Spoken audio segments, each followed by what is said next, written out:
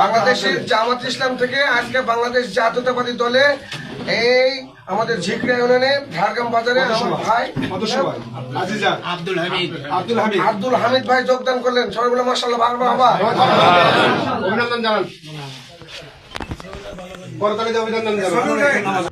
বাগমারায় জামাত কর্মীর বিএনপিতে যোগদান নিয়ে ডিএম জিয়াউর রহমান জিয়ার মিথ্যাচার বিষয়ে আমি মোহাম্মদ ইয়াকুব আলী, আমির বাংলাদেশ জামাত ইসলামী ঝিকরা ইউনিয়ন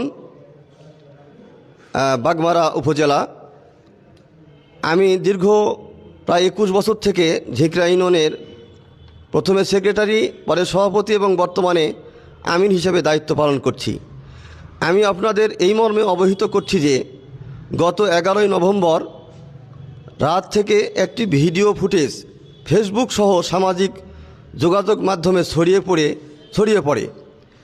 সেখানে রাজশাহী 4 বাগমারা আসনে বিএনপির প্রাথমিক মনোনয়নপ্রাপ্ত প্রার্থী ও উপজেলা বিএনপির আহ্বায়ক ডিএম জিয়াউর রহমান জিয়া আব্দুল হামিদ নামের একজন বয়স্ক ব্যক্তিকে জামাত কর্মী হিসেবে আখ্যায়িত করেন এবং উক্ত ব্যক্তি জামাত ছেড়ে বিএনপিতে যোগদান করেছেন বলে জানান।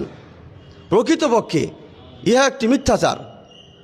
আমরা খোঁজখবর নিয়ে জেনেছি ভিডিওতে প্রদর্শিত উক্ত ব্যক্তির নাম আব্দুল হামিদ, তার পিতা মৃত সোলাইমান আলী, সে ঝিকরা ইউনিয়নের ঝাড়গ্রাম দক্ষিণ দেওয়ানপাড়া মহল্লার বাসিন্দা।